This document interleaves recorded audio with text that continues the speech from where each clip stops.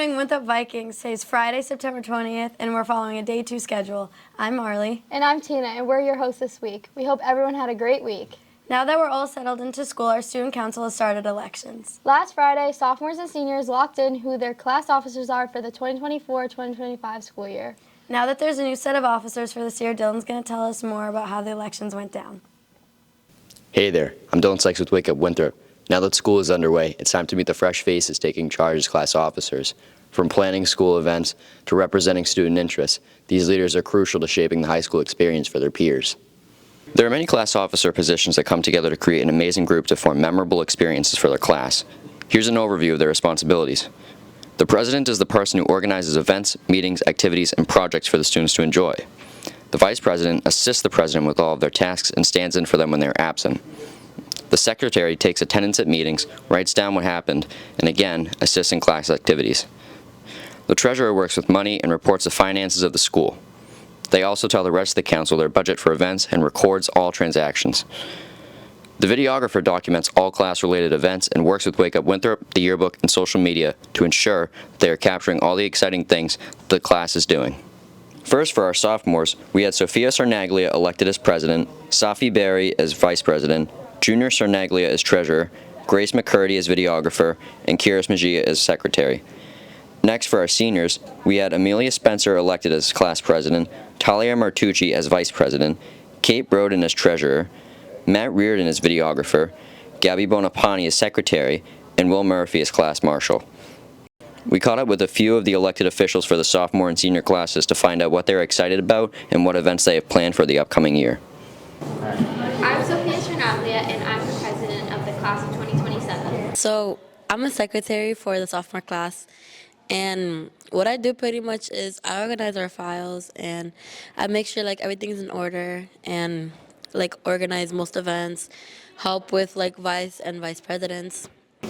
I can make this school a better place for the class of 2027 by planning lots of events and letting everyone know. Okay, so I feel like my position is important because if there wasn't a secretary, then I don't know who would organize the files, and it would be more difficult to have all those files like be unmanaged, and it would be harder for like our presidents and stuff to have everything nicely organized. And having me as a secretary, I'm so honored to work with all the people on the student council because it's just such a helpful job. While I'm in office, I plan on fundraising as much as I can, talking to peers and hearing their opinions. Some fundraising events I'm working on are concession stands, bake sales, and percent nights. As class president for the class of 2025, I think I can make the class of 2025 better by just being a leader and always being positive. My job as videographer is to take pictures and photos of our class and capture our best moments and hopefully make a great senior video for everyone to enjoy on class night. Some events that the class of 2025 is working on is we have pies for sale around Thanksgiving and we're doing the Boo raffles. My job affects the class because it gives people an opportunity to relive the best moments of their younger lives in high school and hopefully reflect and look back on it down the line. While I'm in office, I'm planning to make our class of 2025 one cohesive community within the student body, and I am also listening to everyone's ideas and concerns, and for graduation and class night, in the senior overnight, I have an open mind and I'm listening to all ideas. Congratulations to the senior and sophomore winners. Juniors and freshmen, make sure you cast your ballot today. That's all from us. We're so excited to see everything you guys plan this year. Now back to you guys in the studio.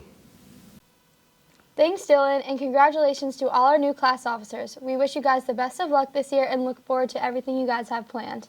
Best of luck to the freshman and junior candidates as they give their speeches this morning and vote. We previously heard about how the football and soccer teams are doing and how they're all off to great starts. How about the volleyball, golf, and cross-country teams? I think Liam knows. We should ask him. Great. Here's Liam with the inside scoop on the rest of the fall sports. Hi, I'm Liam Wake Up Winthrop, and today we're going to talk about the golf team, cross-country team, and volleyball team. We're going to show you how this has gone so far and how they succeeded. The golf team's off to an outstanding start to the season with a record of 5-2-1, with big wins against Danvers and Saugus. The team has many seniors including Spencer Pargo, Dylan Sykes, and Ann Servillas, with some young golfers like sophomore Ryan Murphy and junior Thomas Babine taking the team to new heights. The team is led by head coach and former Winthrop High School student Jack Wallace with assistant coach Kevin Adamson. They have worked hard in practice with working on their swing on the course and hitting pars. They have some good teams upcoming in the future like PBD and Swampscott who they're looking to be competitive with. Today, I asked some of the goal players how the season's prevalent and what the overall goals are individually. The season's been great. It's the first time we've had an assistant coach, so honestly just amazing to have that extra help. Helps the kids, helps everyone develop. Season's going pretty well right now, but definitely better than last year. We had some good wins against Rockport and Swampscott, and the lineup's definitely looking better than last year, which is good. Made a lot of progress. We need to focus a lot more. I know golf's kind of a tough sport to take seriously, but really just need to focus more. Some things we need to work on are bunker shots, JoJo, Pumfret, Paul, Ferrara. One of my goals this season is to, I want to shoot an even par, that'd be nice. Been close, but always have that blow up hole that ruins it. But I think it's possible. The goal this year, not just for me as a player, but to make states as a team, that would be very fun for everyone. We're 5-2-1, we're doing pretty good. We just lost Nikita, so we'll see how the next couple matches go, but we have a great lineup right now. Someone that's really stepping up this year is definitely Max Dassaw. Kid's very good. The volleyball team is having a solid season so far with a record of 1-3. The team has a new head coach, Jeremy Ween, who was a former assistant coach of Swampscott, now taking the reign. The captains of the volleyball team are Zoe Bogus, Lily Conway, Tina Fabiana, and Anastasia Gaitza. Their first win was against Excel Academy, and they look to add more wins in the column this season. They have been working hard in practice with their serves and spikes. The team has some tough teams that they're going against during this season, like Beverly and Danvers. Today, I asked some of the captains of the volleyball team how the season has gone for them so far and what they need to do better throughout the season. The season didn't start off the way we wanted it to. We've only won one game so far, but we are working extremely hard during practices. We need to communicate way more than we are right now and keep the energy high because that's going to help us win more games. I want to make my sets more consistent. And I want to get better at serve receive. 2 underclassmen that have stepped up is Sophia Gonzalez because she's really consistent with her passes and her hits, and Helena because she's really good at blocking and very good with tips. The cross-country team is off to a decent start to the season with a record of 1-1. With new head coach Eric Ferguson taking the position this year, the team looks to strive and get some wins on the board. The team is increasing kids by a lot compared to last year, with the boys and girls having enough players to qualify for a meet, therefore putting them in position to be more successful. The team has 11 boys and 6 girls who are all ready to succeed and get personal records in the meet against teams this year. Some teams they look to defeat are Salem and Marblehead. Today, I asked some of the players on the team asking how the season's gone for them and what their personal goals are for themselves. So, starting off the season, our first meet was pretty awful. A lot of people got lost. I think we beat 1 PBD kid out of 9. But I'm going to blame the course on that. Our best runner, Liam Kenny, usually can run sub 20 easily. He ran a 40-minute 5K, I mean. And so, just bad meet overall. And how'd the girls do? The girls didn't do as well either. The course was poorly marked. Everybody got lost. But although the first meet didn't go great, the second meet was definitely a lot better. We were at home, so we actually knew our course. Nobody got lost, and just everyone PR'd by a lot. The season's been pretty good. I think everybody's been running pretty well. We've got some good runners. I myself have done pretty well. The first meet I didn't do so good, but then on the second meet I think I really stepped it up. And then so I think everyone's been doing good. They've been trying their best. They're doing really well. Things we can improve on for the season. Just in general, we can all get our PRs down a lot by the end of the season, I think. Multiple minutes, definitely. And also, just another thing, maybe following directions a bit better. That first meet definitely showed us that we need to maybe pay a bit more attention and not get lost. Liam Kenny. That's what we need to improve on. I would definitely say pacing ourselves. We need to start off a bit slower and kick it in at the end. We need more intensity in practice, faster paces, listening to directions like was said before. But other than that, I think we're all good. Season, it's my first cross-country season. All I really want to do is just get better and get my PR down. I don't really have a goal in mind for PRs, but just get it down in general. I don't think I can make states, but maybe that's a goal. So I don't know. My goal is to definitely make states and get my PR time states, yeah. That's a good goal. Make it a states. Maybe top 3 in the standings. The golf team, cross country team, and volleyball team all have a great season and looking to strive forward. Make sure to support the golf team as they go away on Saugus on Monday. Make sure to support the volleyball team who are playing here against Pioneer Charter School, and support the cross country team as they go away on Wednesday against Marblehead. Back to you guys in the studio. Thank you, Liam. Sounds like the teams are having a great first couple weeks of their seasons. The teams are definitely working hard. The volleyball team plays Pioneer Charter School and Masco at home next week, so make sure to go support. The next golf match is in Saugus on Monday at 4. Also, the cross-country team faces Marblehead at 4:30 next Wednesday. They must get hungry after all that work. I bet. I know I'm hungry. I could go for some Chipotle. You know what is an even better place? A local spot in Winthrop called La Siesta. Didn't someone go there this past week? Yes, the Beef did, and he is going to tell us his honest review on it. Here's AJ, or better known as the Beef, with the story.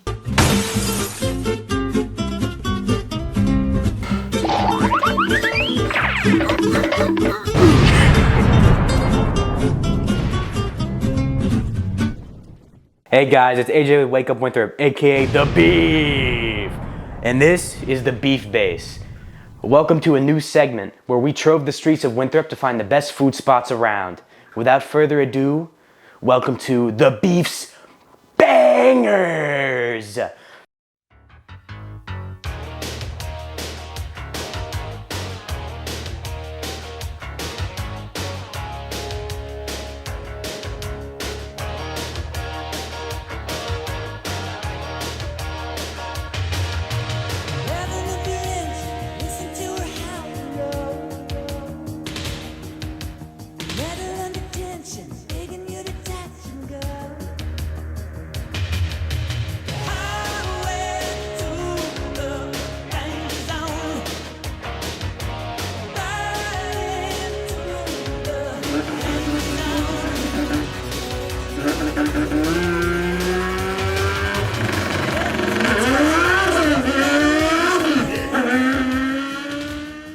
In this week's segment, me and my team have something you're gonna love. We're gonna beef belly flop on over to La Siesta. La Siesta has been in the Winthrop Center offering authentic Mexican food since 2006. They offer an extensive menu from crab cakes to fajitas, and they even have brunch. La Siesta is a beloved restaurant in Winthrop, and this will be my first time trying it. So let's cut the small talk and get straight to the beef for the story. The menu was massive, and they had so many options I wasn't sure where to look. A lot of stuff here. Not really sure what to get. Around 3 minutes after we were met with some fresh made tortilla chips and some delicious salsa. And I'll let you hear for yourself how crunchy these things were. It's so crispy. I ultimately decided to get the Tres Tacos with some pica on the side. Alright, we got the steak, the chicken, and the pork tacos, the Tres Tacos meal. The rice, pretty good. Not too big on beans, but these refried beans are pretty good.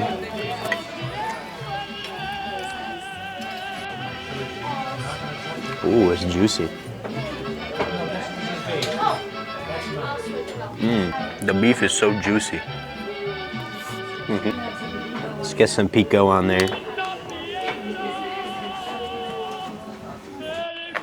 All right, let's try the chicken.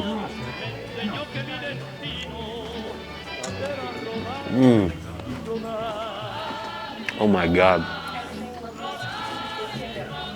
Delicious. Got the pork taco. Ooh.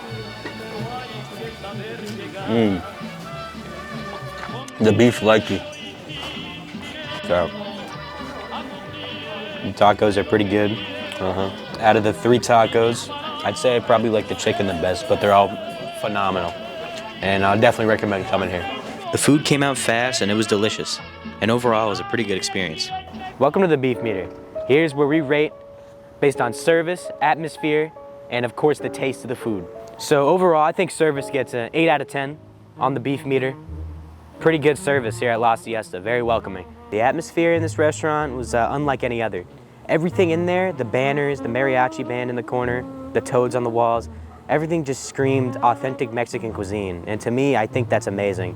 So the atmosphere is probably gonna have to be a 10 out of 10 on the Beef Meter. Absolutely phenomenal. And let's talk about the food. You know, that's what everyone wants to know. It's pretty amazing, pretty good food. It was authentic Mexican cuisine. I mean, all 3 of the tacos, awesome.